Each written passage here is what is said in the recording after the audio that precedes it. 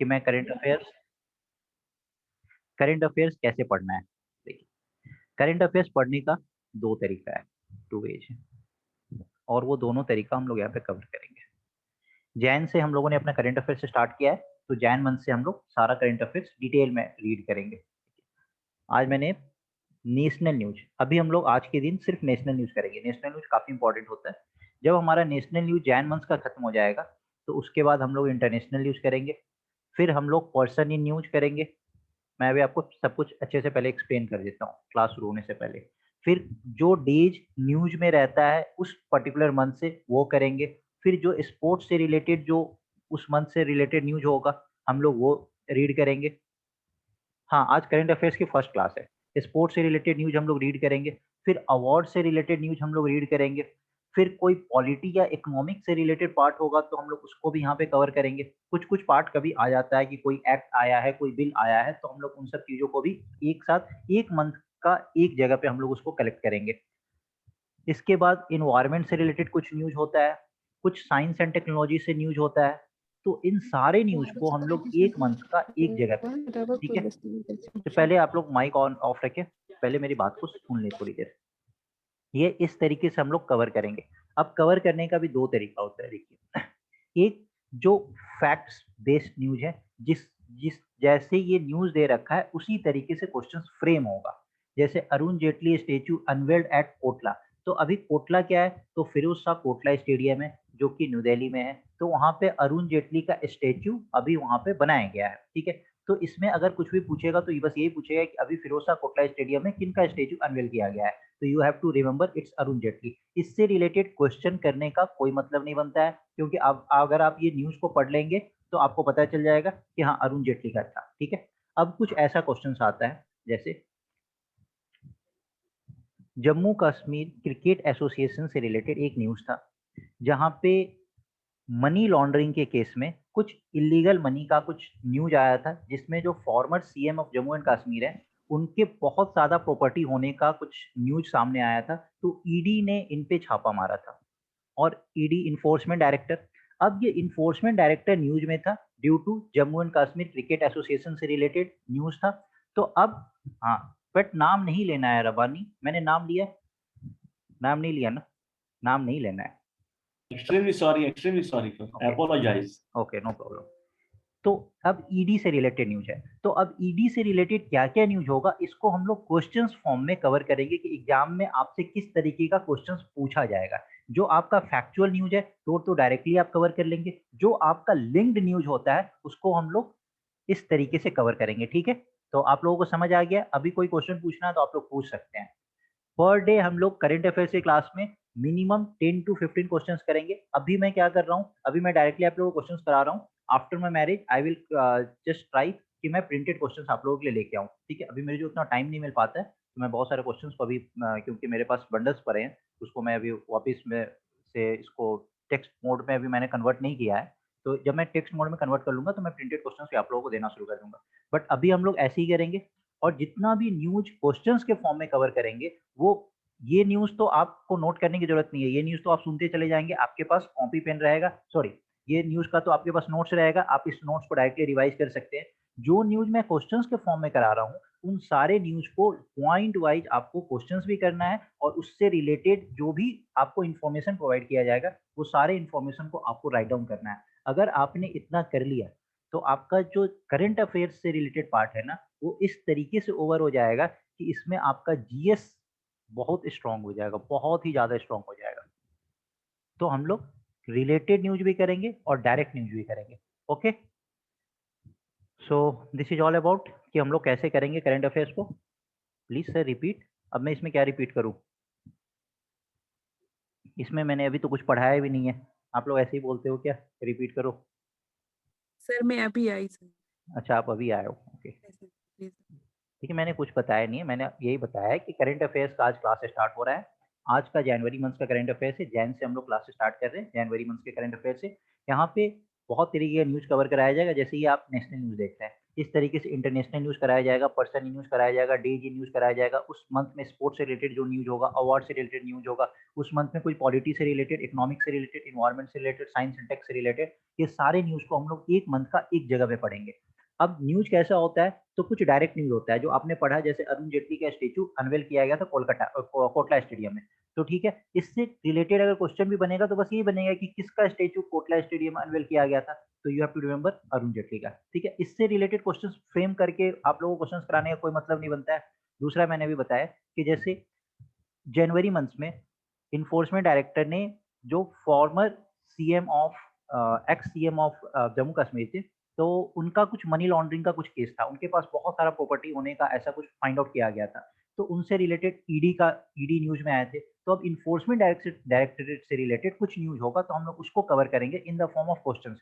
वो जो न्यूज होगा ना वो काफी एग्जॉस्टिव न्यूज होगा और उसको बहुत अच्छे से आपको करना है, क्योंकि जो लिंक्ड न्यूज होता है ना, ये स्टेट पीसीएस में ज्यादा पूछा जाता है rather than the direct news. Direct news तो आपको करना ही है, डायरेक्ट न्यूज तो आपको नोट्स भी मिल रहा है और मैं आपको समझा भी दूंगा, तो ये तो डायरेक्टली करते चले जाएंगे। अब जैसे डीएमआरसी ने एनसीएमसी सर्विसेज लॉन्च किया, तो एनसीएमसी सर्विसेज क्या है, तो या तो हो सकता है इसका फुल फॉर्म पूछ ले, नेशनल कॉमन मोबिलिटी कार्ड। कहाँ पे लॉन्च किया है, तो एयरपोर्ट एक्सप्रेस लाइन पे लॉन्च किया है। ये सब क्या है, ये सब तो मैं आपको समझा ही दूंगा, बट जो रिलेटेड न्यूज होता है उसको भी अच्छे से करना काफी इंपॉर्टेंट है। तो दैट्स इट। अब आप लोगों को सबको समझ आ गया है, तो चलिए लेट्स स्टार्ट। पहले हम लोग रिलेटेड न्यूज ही करते हैं, उसके बाद हम लोग इस तरीके से जो आपका फैक्चुअल न्यूज है उसको हम लोग कवर करेंगे। तो करेंट अफेयर्स के लिए आप लोगों को बिल्कुल परेशान होने की जरूरत नहीं है। अब आप लोग सब कोई अपना माइक ऑफ रखेंगे, सब कोई।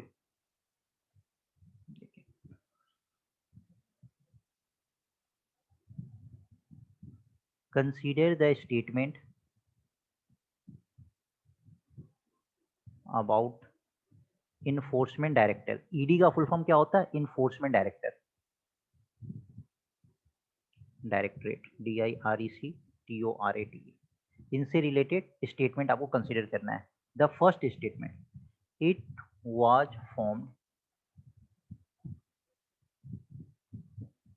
with the purpose of handling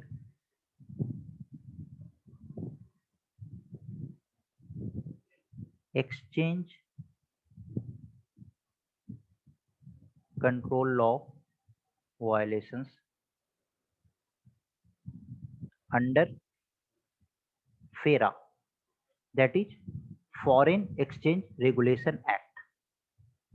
The statement 2, it functions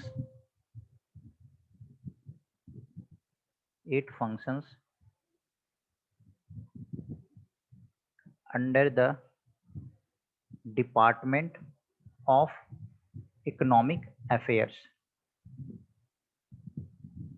And the statement 3, it is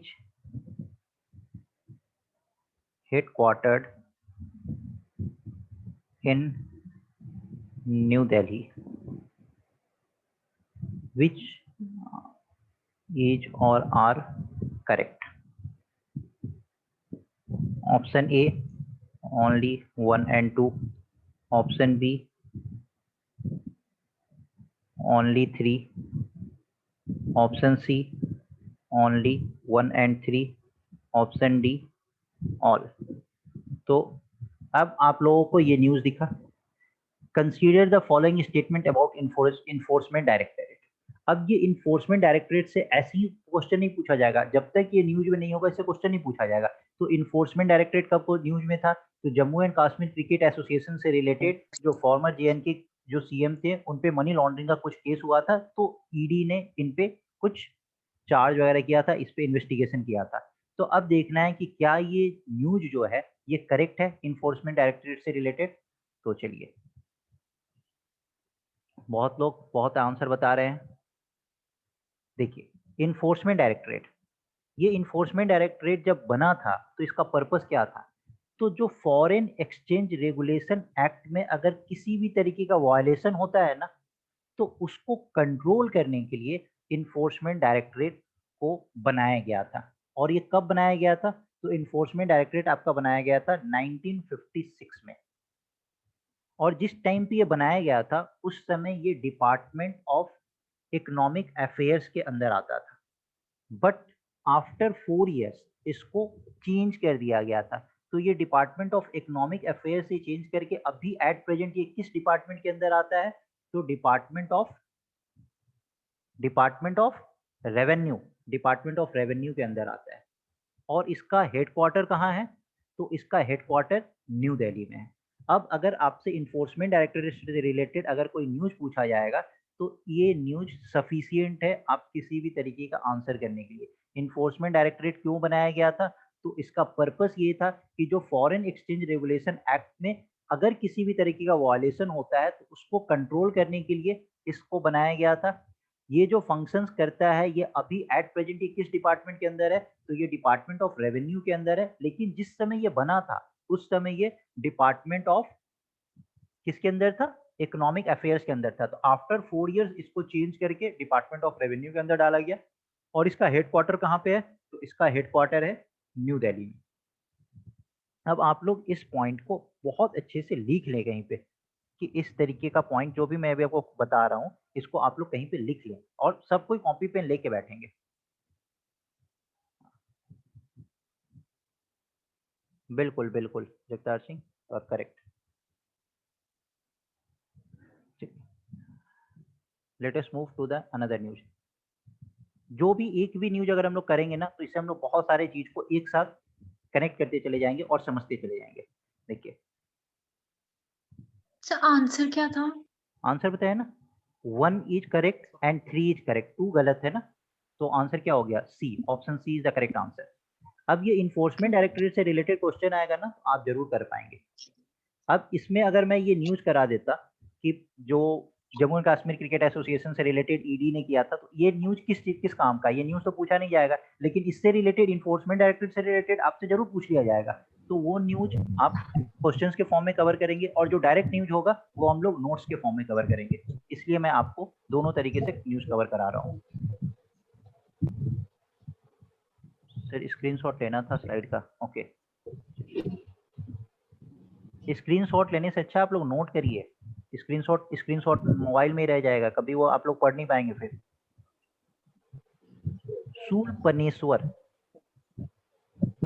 शूलपनेश्वर wild life sanctuary,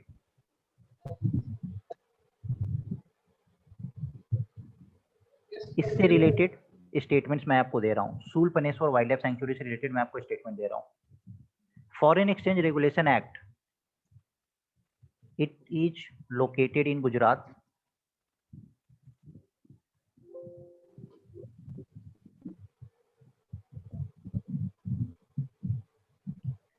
It was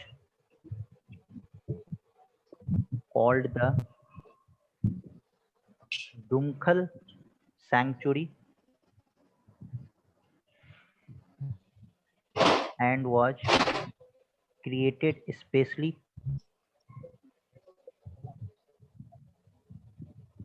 for the protection of sloth bear, and it shares common boundary with Madhya Pradesh and Maharashtra. Now which is or are correct? सब कोई note करे please. Only 1 and 2, 1 and 3, 3, 1, 2, 3। चलिए मैं भी expect नहीं कर रहा हूं आप लोग मुझे आंसर करेंगे, मैं बस ये एक्सपेक्ट कर रहा हूं आप लोग अच्छे से सुनेंगे। ओके सर ये वो यहाँ पे क्या लिखा आपने सर? बोथ बियर है कि क्या है ये? Sloth bear, SLOTH, sloth bear एक तरीके का बियर का ये प्रजाति होता है, स्लॉथ बियर। ठीक है, अब देखिए शूलपनेश्वर वाइल्ड लाइफ सेंचुरी। अब इस न्यूज को क्यों कंसीडर किया गया है शूलपनेश्वर वाइल्ड लाइफ सेंचुरी?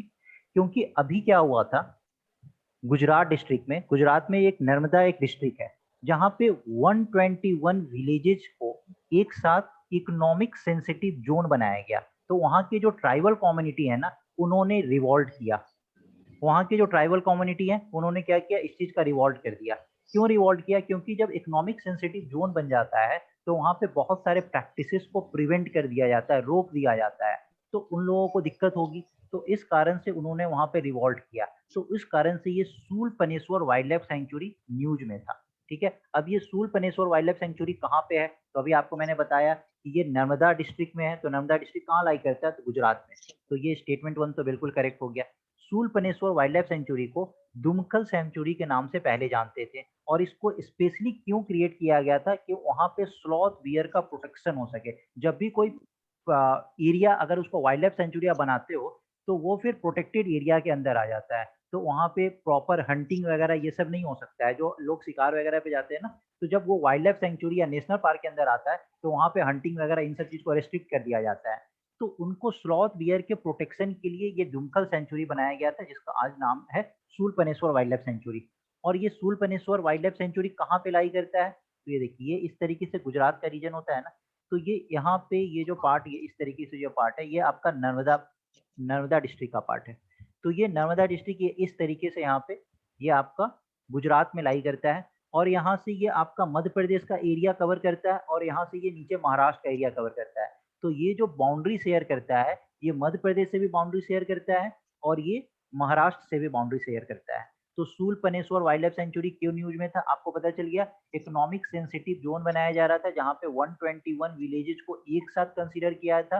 तो वहाँ पे जो ट्राइबल कम्युनिटी थे उन्होंने रिवॉल्ट किया था इस चीज का। क्यों रिवॉल्ट किया था? क्योंकि जब कोई इकोनॉमिक सेंसिटिव जोन बनता है तो वहाँ पे बहुत सारे प्रैक्टिसेस को प्रिवेंट किया जाता है, जैसे स्लैश एंड बर्न जो प्रैक्टिस होता है ना, कि उसको काट के जो वहाँ पे एग्रीकल्चर से रिलेटेड जो होता है स्लैश एंड बर्न, कि लोग उसको काटते चले जाते हैं, जला देते हैं, फिर बाद में आते हैं। तो ये सब प्रैक्टिसेस को वहाँ पे प्रिवेंट किया जाता है। तो अब ये ट्राइबल्स कम्युनिटी को बहुत चीजें प्रॉब्लम हो रही थी, तो इन्होंने इस चीज का रिवॉल्ट किया था। तो ये कहाँ पे है? सूलपनेश्वर वाइल्ड लाइफ सेंचुरी गुजरात में है।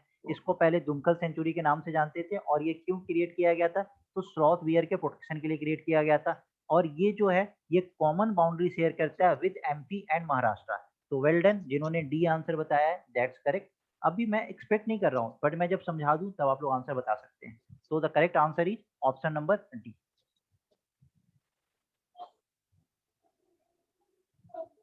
जिनको स्क्रीनशॉट लेना था ले ले।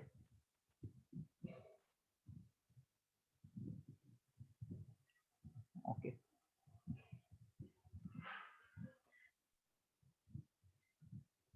देखिए, सहायक SAHAYAK,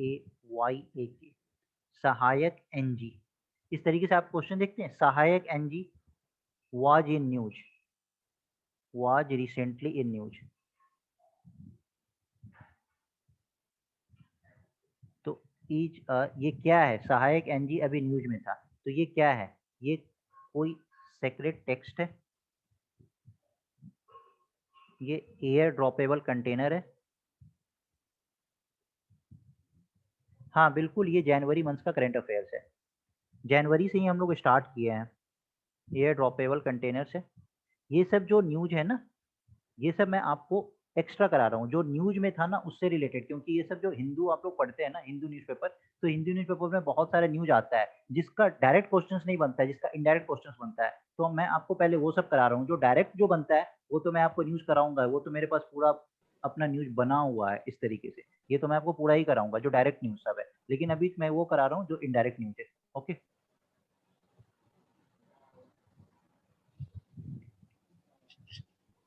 okay, let's see. Ship and none of the above।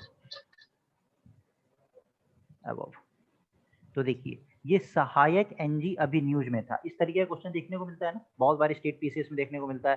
सहायक something was in news recently, तो इट इज अ, ये क्या सेक्रेट टेक्स्ट है, ये एयर ड्रॉपेबल कंटेनर है, ये कोई शिप है, या नन ऑफ द अबव। तो कुछ लोग ना बी और सी में कंफ्यूज हो जाएंगे, कुछ लोग बी बोलेंगे, कुछ लोग सी बोलेंगे। है क्या ये सहायक NG? तो देखिए, ये सहायक NG जो है ये एक तरीके का एयर ड्रॉपेबल कंटेनर है। ये इंडियन नेवी ने इसको इंडिजीनियसली डिजाइन किया है। होता क्या है कि जैसे कुछ शिप शिप वगैरह है, इंडियन नेवी ने इसको इंडिजीनियसली कैसे डिजाइन किया है, तो शिप किसी पार्ट में गया, अब उसको शिप को फिर कुछ पेलोड्स चाहिए होगा, जैसे इसका जो पेलोड होता है ये नियर अबाउट 50 केजी का होता है। 50 केजी तक इस कंटेनर के अंदर आप सामान डाल सकते हैं। ये एक सिलेंड्रिकल ऐसा कुछ कंटेनर होता है, इस तरीके से ये सिलेंड्रिकल कंटेनर होता है। तो इसका जो पेलोड होता है ये 50 केजी का इसका कंटेनर होता है, ठीक है। तो अब ये जो इंडियन नेवी शिप जो है ये कहीं पे गई हुई है, ठीक है।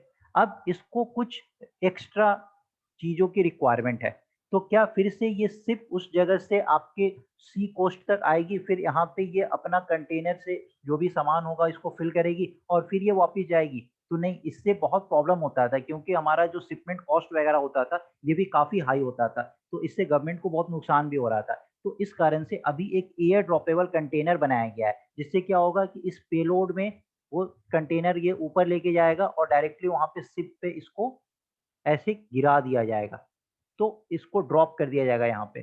तो ये इसके पास कितना अमाउंट ऑफ कैपेसिटी है, तो 50 केजी तक का कंटेन ये कर सकता है सब्सटेंस को। तो सहायक एनजी क्या है, तो सहायक एनजी अभी इंडियन नेवी ने इंडिजीनियसली एक एयर ड्रॉपेबल कंटेनर बनाया है। तो the option number B is the correct answer for this question.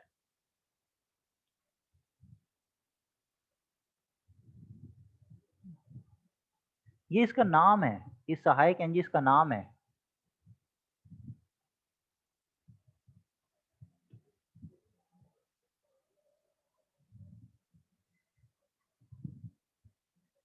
चलिए,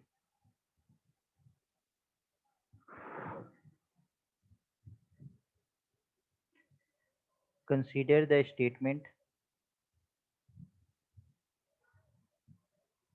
about Bureau, B-U-R-E-A-U, Bureau of Police Research and Development, Police Research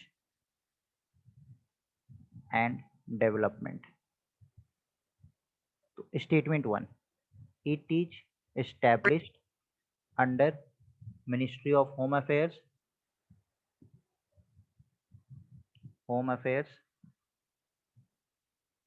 Statement 2, it replaced the Police Research and Advisory Council.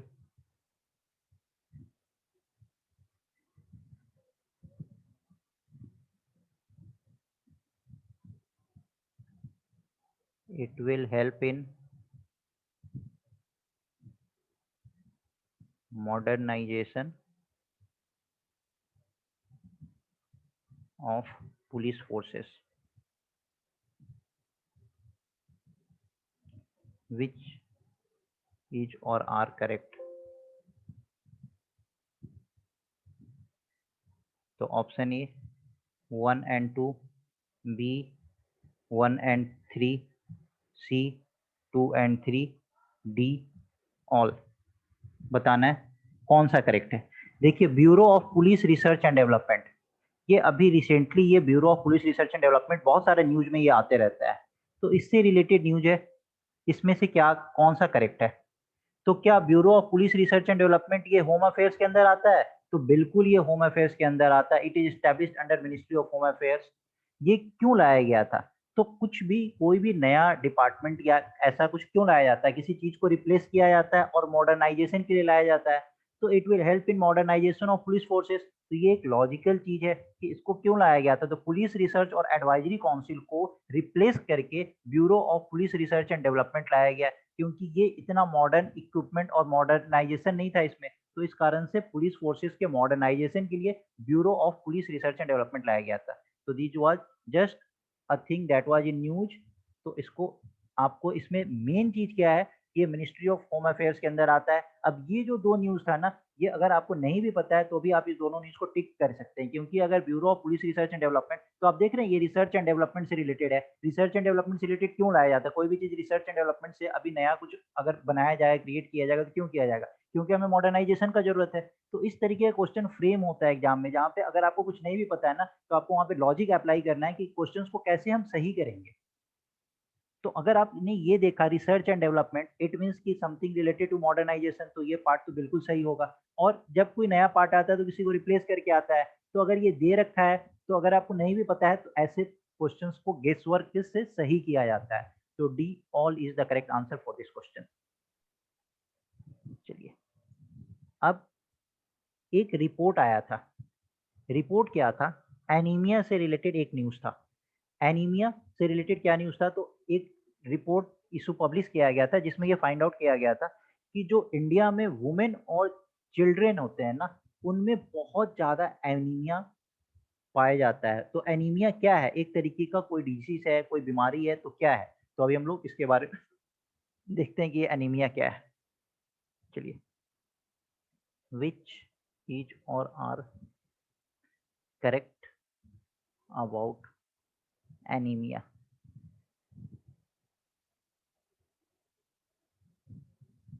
हाँ, wonderful, आप लोग सही बता रहे हैं। तो चलिए आंसर भी करिए, स्टेटमेंट दे रहा हूं मैं। The condition of anaemia. अब जैसे ये न्यूज़ है, अगर मैं आपको ये न्यूज़ बता दूंगा तो आपको इससे पता नहीं चलेगा कि इससे किस तरीके का क्वेश्चन फ्रेम होगा। आप ये न्यूज़ पढ़ के भी आप एग्जाम में नहीं कर पाएंगे, क्योंकि एग्जाम में आपसे वो न्यूज़ नहीं पूछेगा कि अभी एक रिपोर्ट पब्लिश किया गया था, वो तो पता ही है रिपोर्ट पब्लिश किया गया, तो उसमें क्वेश्चन क्या पूछेगा? तो उस रिपोर्ट से रिलेटेड ये जो एनीमिया था ना, क्वेश्चन यहाँ से बनता है। तो condition of anaemia is having a lower than normal number of RBC or quantity of hemoglobin।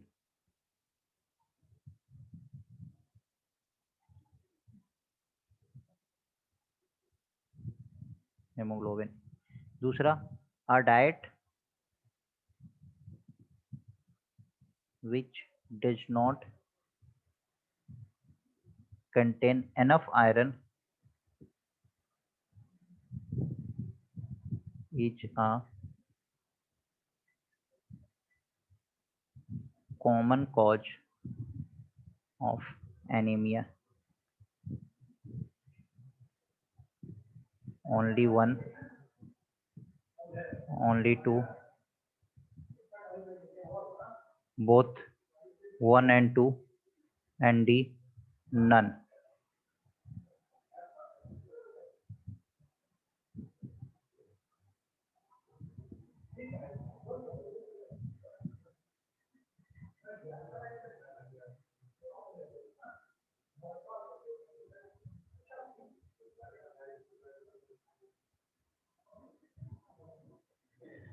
Okay,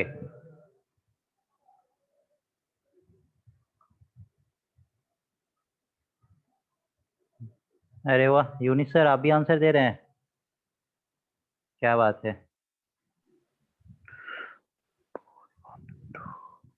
wonderful sir.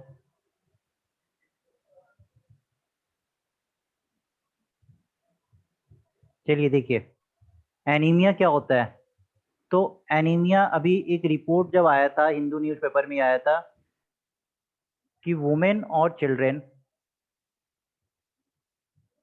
इन दोनों में अभी डिफिशियंसी पाया गया था, आयरन से रिलेटेड बहुत ज़्यादा डिफिशियंसी पाया गया था। तो गवर्नमेंट अभी इस चीज़ पे वर्क भी कर रही है। वो जो आप लोग देख रहे हैं, बहुत सारा अभी जो गवर्नमेंट का रिपोर्ट्स वगैरह आ रहा है, तो ये इसी चीज़ पे अभी ministry of health and family welfares, ये इनका रिपोर्ट आया था, हेल्थ एंड फैमिली वेलफेयर्स का। तो इसमें क्या हुआ था, अब एनीमिया से रिलेटेड न्यूज़ था। तो एनीमिया क्या होता है, तो जब हमारे रेड ब्लड सेल्स की कमी हो जाती है हमारे ब्लड में, जिसको हमें बोलते हैं कि होमोग्लोबिन की कमी हो चुकी है, तो इसी से हमारा एनीमिया होता है। एनीमिया होता क्या है, तो गवर्नमेंट देख रहे हैं, गवर्नमेंट अभी किस चीज पे फोकस कर रही है, तो आयरन फॉलिक एसिड पे अभी गवर्नमेंट फोकस कर रही है। आयरन फॉलिक एसिड के मैक्सिमम वुमेन को और चिल्ड्रन को आयरन फॉलिक एसिड दिया जाना चाहिए। तो what is this iron folic acid, जब हमारे ब्लड में आयरन की कमी हो जाती है, तो हम लोग इस तरीके का आयरन फॉलिक एसिड लेते हैं ताकि हमारे ब्लड में आयरन बढ़ जाए। तो ये आयरन की कमी से क्या होता है, आयरन की कमी से एनीमिया होता है। The condition of anemia is having a lower than normal number of RBC or quantity of hemoglobin। तो स्टेटमेंट 1 करेक्ट है। A diet which does not contain enough iron is a common cause of anemia। तो बिल्कुल ये सही बात है। तो both the statement are correct। तो C answer, option C is the correct answer for this question. चलिए, एक बहुत ही बेहतरीन न्यूज है जो जम्मू एंड कश्मीर से रिलेटेड न्यूज है, मैंने आपको पहले ही बता दिया। तो आई थिंक, हाँ, wonderful, folic acid, vitamin B, folic acid, wonderful. अरे आप तो एक्सपर्ट हो, आपको पढ़ने की क्या जरूरत है। Consider the following statement about national summit, मैंने कुछ हिंट्स तो आपको पहले ही दे दिया, on goods replicable practices and innovations.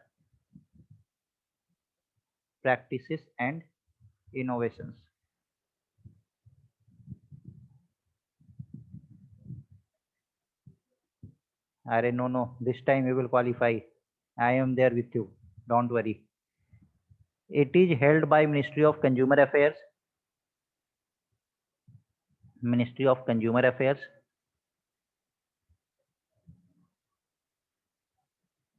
And the statement 2. The first such summit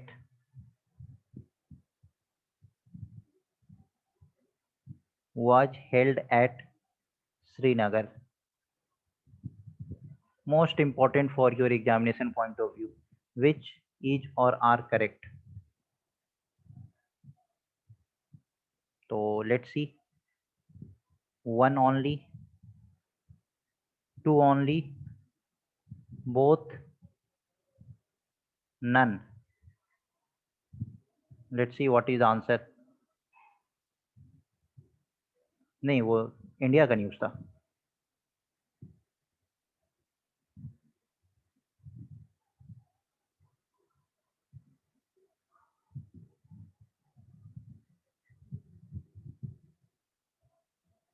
चलिए, एक नेशनल समिट हुआ था किस पे? तो goods replicable practices and innovation पे. तो सबसे पहले ये देखते हैं कि ये सबमिट कहाँ हुआ था. तो ऐसा पहला सबमिट सबसे पहले अभी श्रीनगर में हुआ था. तो the second statement is definitely correct. अब ये goods replicable practices and innovation ये किस मिनिस्ट्री से रिलेटेड है? तो ये रिलेटेड है ministry of health and family welfare से. यहाँ पे NHMIS new health manufacturing information system ये डेवलप किया गया है. New health management information system ये यहाँ पे डेवलप किया गया है under ministry of health and family welfare. तो अभी एक ऐसा सबमिट बनाया गया था. सबसे पहला सबमिट कहाँ हुआ था? तो जम्मू एंड कश्मीर में हुआ था. ये श्रीनगर में हुआ था पहला ऐसा सबमिट. और ये goods replicable practices and innovation ये किस मिनिस्ट्री के अंदर आता है? तो बहुत लोग को लग रहा था क्योंकि ये गुड्स और सर्विसेज देख के इस कारण से इस क्वेश्चन